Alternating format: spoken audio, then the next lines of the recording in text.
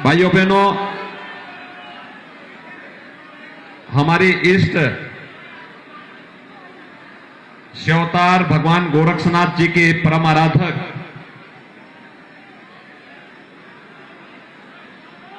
मलिक मोहम्मद जायसी ने एक बहुत बड़ी बात कही थी। उन्होंने कहा था, बिन गुरु पंथ न पाइए, भूले सोप जो भेंट, जोगी सिद्ध होई तब, जब गोरख सो भेंट।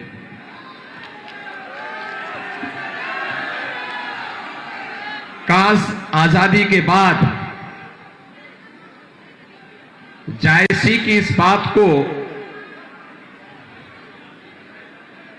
भारत के प्रत्येक मुस्लिम ने माना होता तो संभवतः वह न केवल संपन्न होता बल्कि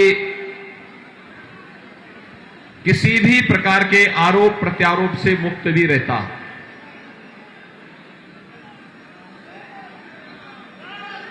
वोट बैंक बनने की जो एक तमन्ना है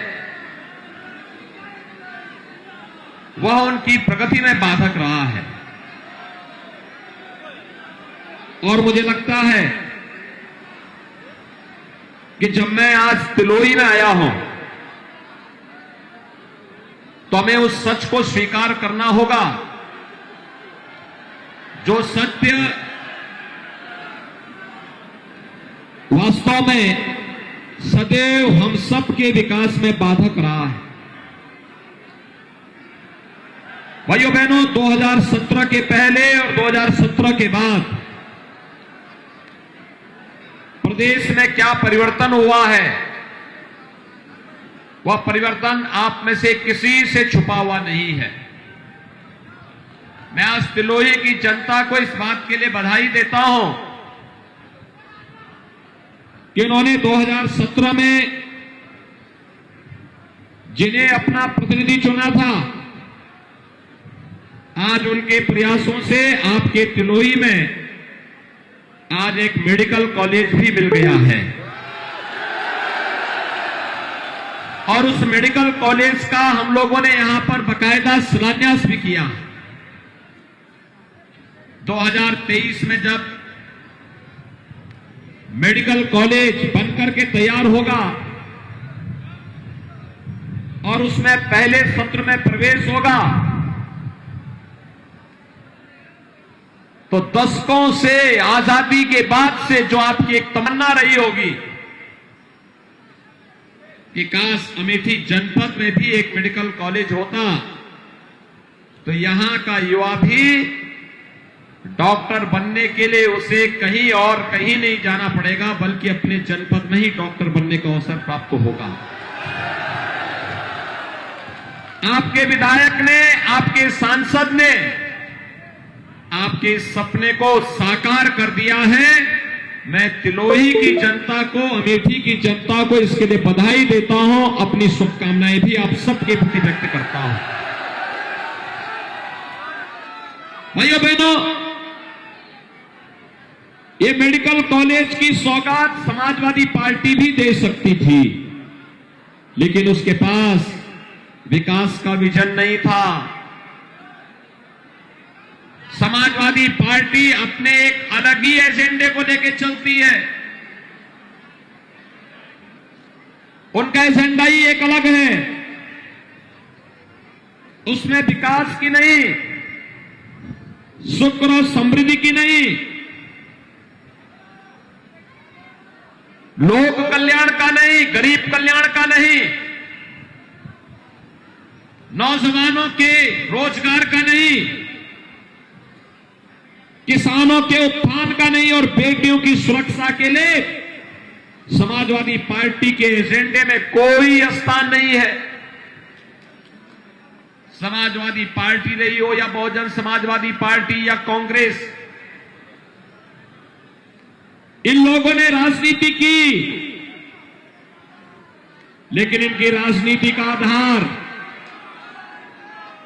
इनकी राजनीति का आधार जाति, मत और मजहब हुआ करता था। सामाजिक ताने बाने को छिन्न भिन्न लोग करते थे। समाज की सुरक्षा और राष्ट्र की सुरक्षा के साथ खिलवाड़ करते थे। लेकिन भाइयों बहनों, 2014 में आपने प्रधानमंत्री मोदी जी को व्यापक समर्थन दिया। 2017 में भारतीय जनता पार्टी को अपना आशीर्वाद दिया और भारतीय जनता पार्टी ने प्रधानमंत्री मोदी जी के नेतृत्व में देश के राजनीतिक एजेंडे को बदल करके रख दिया। और आज जाति, मत और मजहब नहीं, क्षेत्र और भाषा नहीं, राजनीतिक एजेंडे का आधार गांव बनता है, गरीब बनता है, किसान बनता है, नौजवान बनता है, महिलाओं की सुरक्षा और महिलाओं का स्वावलंबन बनता है, नौजवानों का रोजगार बनता है और अन्नदाता किसानों की खुशहाली बनती है।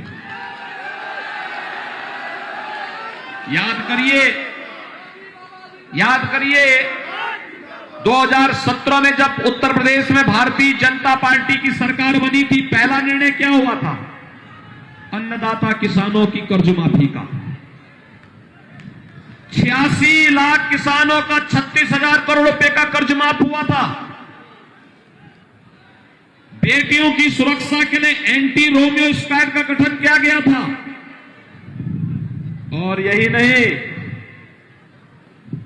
भाइयों बहनों, अवैध बूचड़खाने भी हम लोगों ने बंद किए थे। जो एक कसाई जगह जगह जाके गौ माता को काट देते थे, हमने इनकी पूरी की पूरी कटान को रोक करके अवैध बूचड़खानों को पूरी तरह बंद किया। लेकिन आज मैं आपको आश्वस्त करने के लिए आया हूं, हम गौ माता को कटने नहीं देंगे, अवैध बूचड़खानों को खुलने नहीं देंगे, लेकिन अन्नदाता किसानों की फसल को भी नष्ट नहीं होने देंगे। अन्नदाता किसानों के लिए, उनकी फसल को बचाने के लिए, बेसहारा गौवंश की रक्षा के लिए और उनके संरक्षण के लिए बड़े पैमाने पे गौशालाएं बनाएंगे। हर गौशाला को ऊर्जा के साथ जोड़ेंगे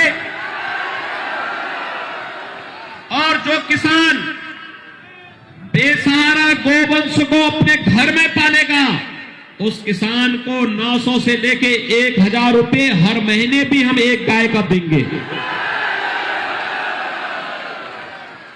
मैं पूछना चाहता हूं, समाजवादी पार्टी जब सत्ता में आई थी 2012 में, उसने निर्णय क्या लिया था? भाइयों बहनों, उसने पहला निर्णय लिया था हमारे आराध्य भगवान श्री राम के मंदिर पर हमला करने वाले आतंकवादियों के मुकदमों को वापस लेने का। पहला निर्णय इस समाजवादी पार्टी का आतंकवादियों के लिए समर्पित था। चाहे वह आतंकवादी अयोध्या पे हमला करने वाले रहे हो, संकट मोचन मंदिर पर हमला करने वाले रहे हो। संकट मोचन मंदिर पर जब हमला हुआ था, 28 निर्दोष लोग मारे गए थे। लखनऊ, वाराणसी और अयोध्या की कचहरियों पर हमला हुआ था। 15 से ज्यादा वकील मारे गए थे। गोरखपुर में, कानपुर में, बिजनौर में सीरियल ब्लास्ट हुए थे। रामपुर में सीआरपीएफ कैंप पर हमला हुआ था। और इन सभी आतंकी हमलों के लिए जिम्मेदार आतंकवादियों के मुकदमों को समाजवादी पार्टी ने वापस लेने का कार्य किया था। हम धन्यवाद देना चाहेंगे उस समय की न्यायालय को, जिसने समाजवादी पार्टी के इस षड्यंत्र को सफल नहीं होने दिया।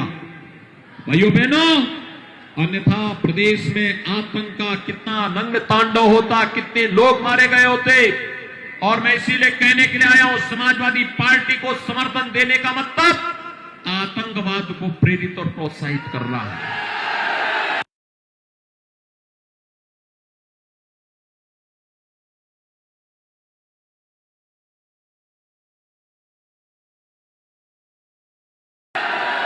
समाजवादी पार्टी को वोट देने का मतलब पेशेवर माफिया और अपराधी को संरक्षण देने जैसा है।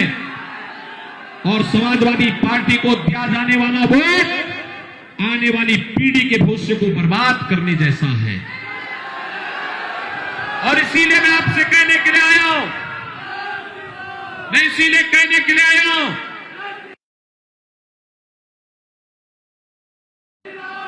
समाजवादी पार्टी के मुखिया ने अब तक ये स्पष्टीकरण नहीं दिया है।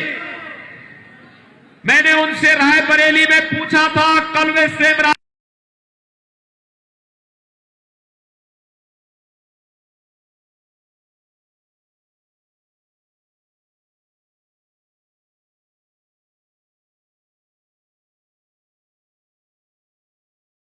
रायबरेली गए थे। वे रायबरेली में मैंने उनसे पूछा था, मैंने कहा अहमदाबाद में 56 लोग मारे गए थे आतंकी घटना में, सीरियल ब्लास्ट में।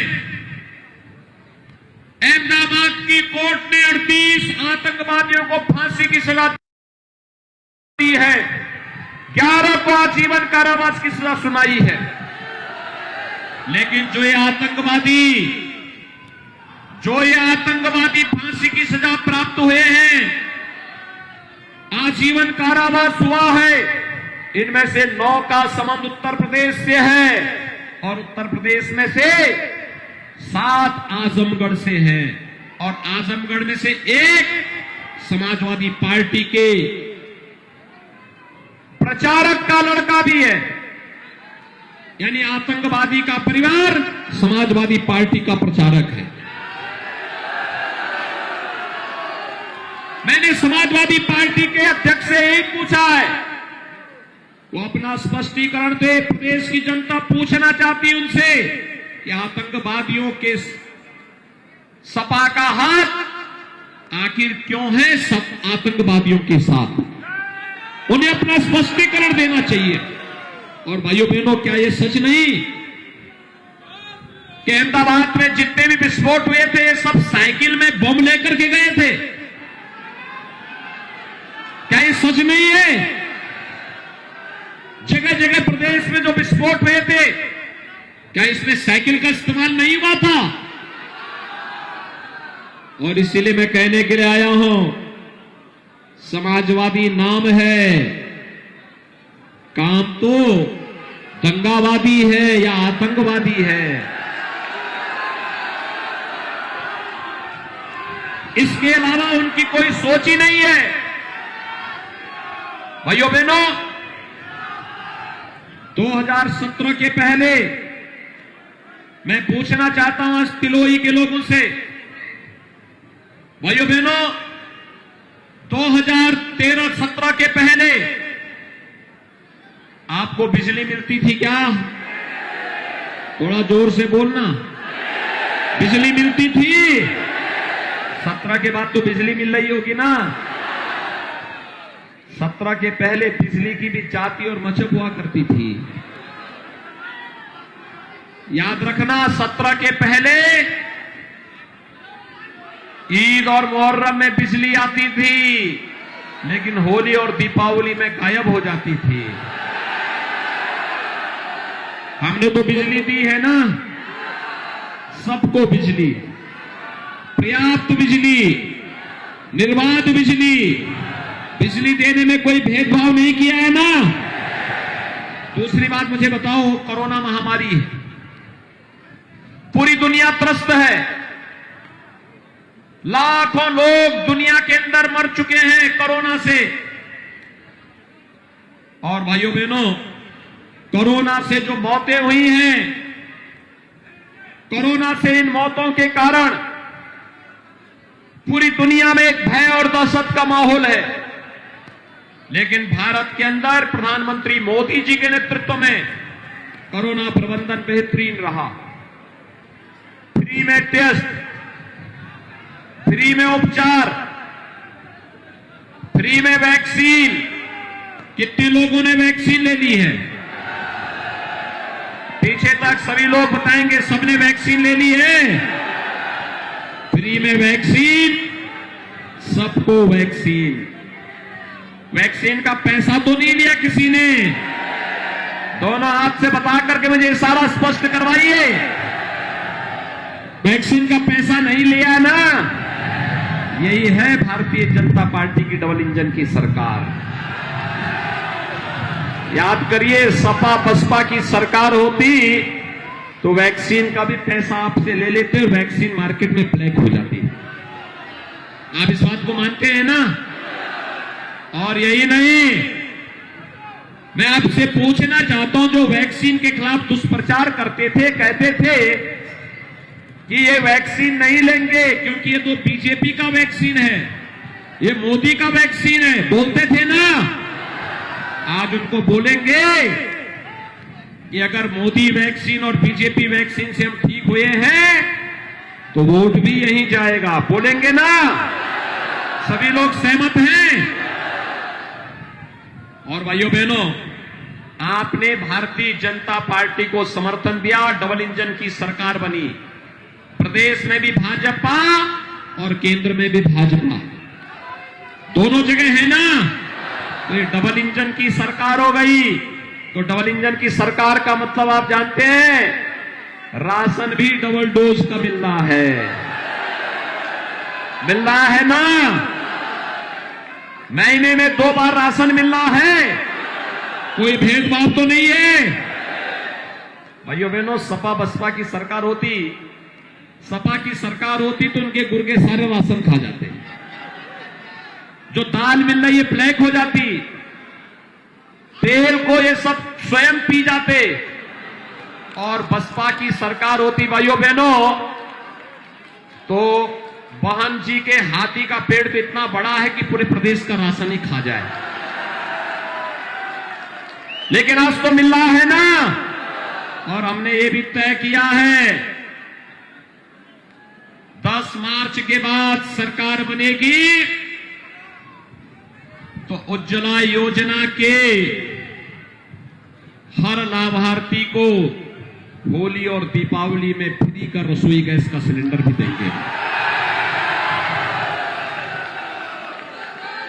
मिलना चाहिए ना। और एक और काम हमने तय किया है, 10 मार्च के बाद सरकार जब बनेगी तो 60 साल से ऊपर की कोई भी माता और बहन को उत्तर प्रदेश परिवहन निगम की बस में टिकट देने की आवश्यकता नहीं पड़ेगी, फ्री में यात्रा की सुविधा उनके लिए रहेगी।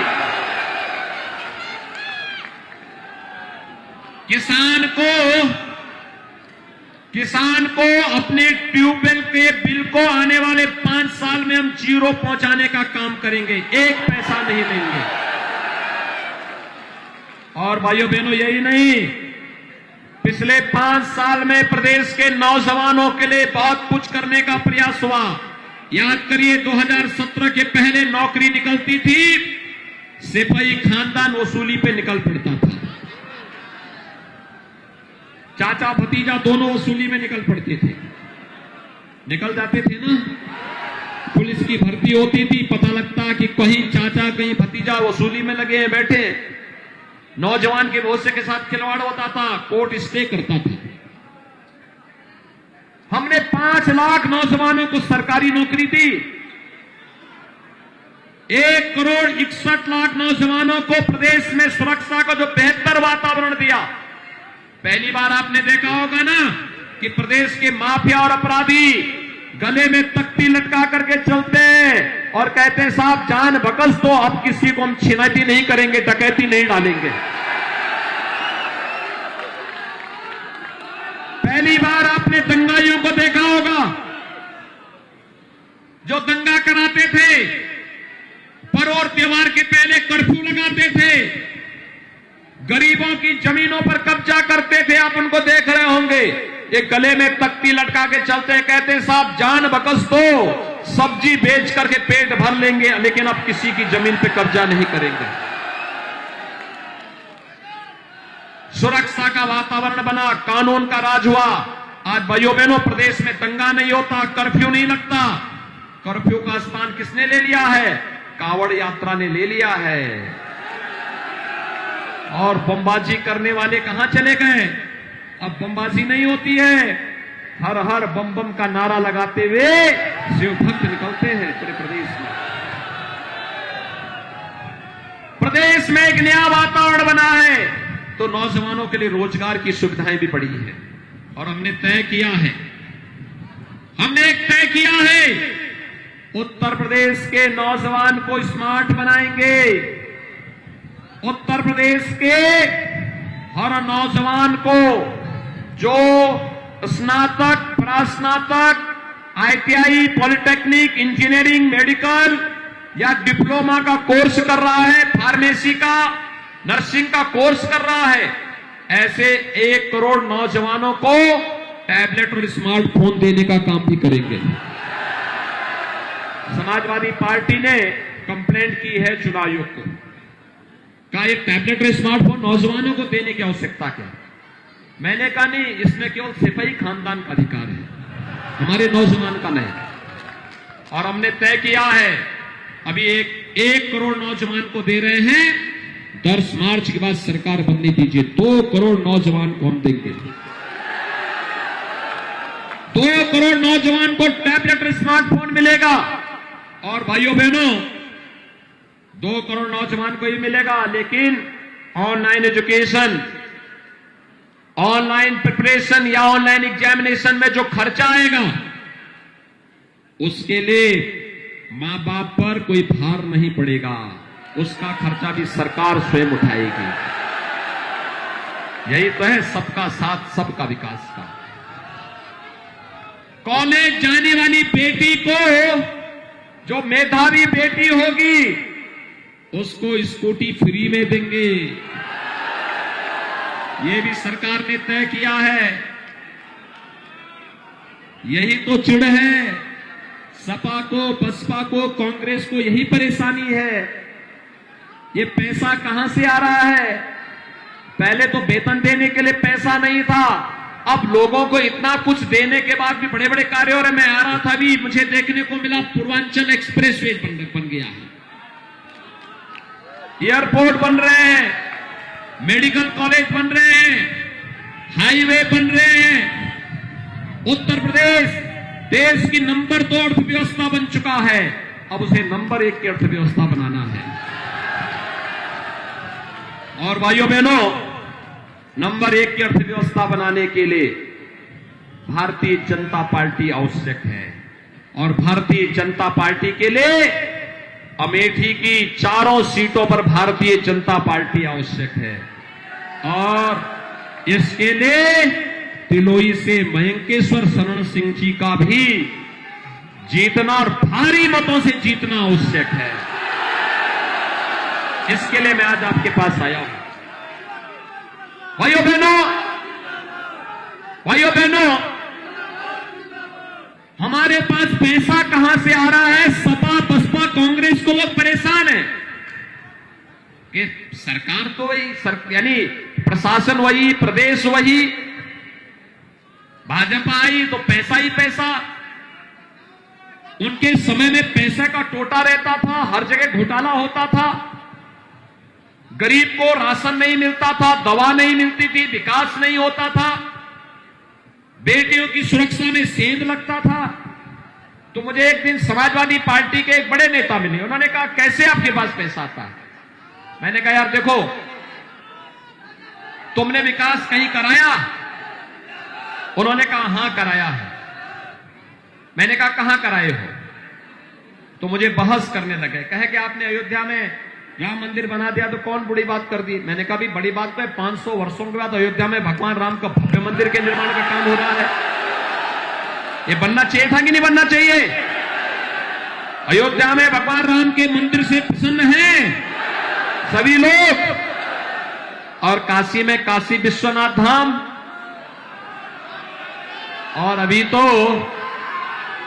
भाइयों बहनों, अभी तो मां विंध्यवासिनी का धाम भी बन रहा है विंध्याचल में। मथुरा वृंदावन ब्रज क्षेत्र को भी विकास करा रहे हैं, सज रही है मथुरा वृंदावन भी। और मैंने राजा साहब से कहा, मैंने कहा मैं एक बार जायस में मुझे आना है, क्योंकि वहां गोरखनाथ जी का भी मंदिर बनना है।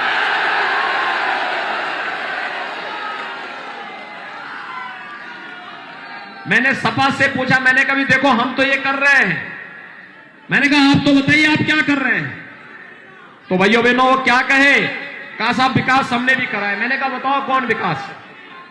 कहा कि हर गांव में हमने कब्रिस्तान की बाउंड्री वॉल बनाई है। उनका विकास क्या है? कब्रिस्तान की बाउंड्री वॉल। हमारा विकास क्या है? हर तीर्थ स्थलों का सुंदरीकरण और विकास। फर्क है ना? ये फर्क साफ है। और इसी फर्क को लाने के लिए भाइयों बहनों, हमने उत्तर प्रदेश में पैसा कहां से आएगा और कहां जाना, हमारे यहां तो पैसा कहां से आता है मैं उसके बारे में भी बताऊंगा, लेकिन जाएगा कहां? विकास के लिए जाएगा, गरीब के लिए जाएगा, किसान के लिए जाएगा, नौजवान के लिए जाएगा, बेटियों की शिक्षा के लिए जाएगा। और आएगा कहां? सुनेंगे? एक हाथ में जब विकास की छड़ी लेकर के चलते हैं तो दूसरे हाथ से हमारा बुलडोजर जब चलता है ना, तो भाइयों बहनों, ये बुलडोजर सड़क भी बनाता है, मेडिकल कॉलेज भी बनाता है और माफियाओं के घर से पैसा निकाल करके प्रदेश के खजाने को भी भरता है। समझ गए ना? और इसीलिए मैं आज आया हूं आपके पास आप सबसे अपील करने के लिए। राजा महेंकेश्वर शरण सिंह जी को आपके बीच में रहना था, लेकिन चुनाव आयोग के कारण वे आज आपके बीच में यहां पर नहीं आ पाए। वे आपके सारे कार्यक्रम को देख रहे हैं।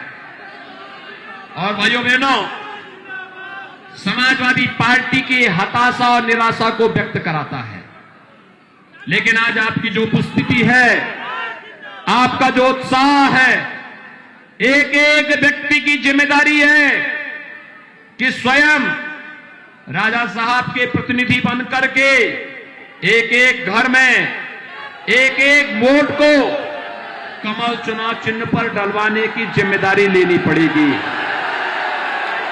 तैयार हैं? सभी लोग तैयार हैं? लेकिन भाइयों बहनों, इसकी पहली शर्त है। पहली शर्त क्या है?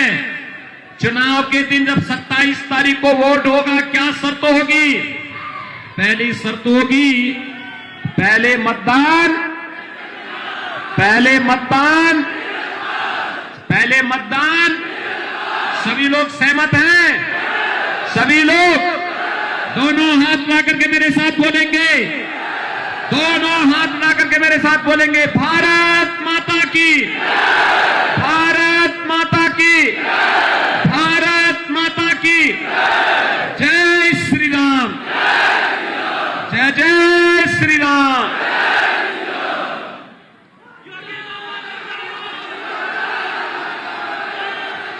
प्रदेश के यशस्वी मुख्यमंत्री माननीय योगी आदित्यनाथ जी, आप तिलोई की जनता के बीच में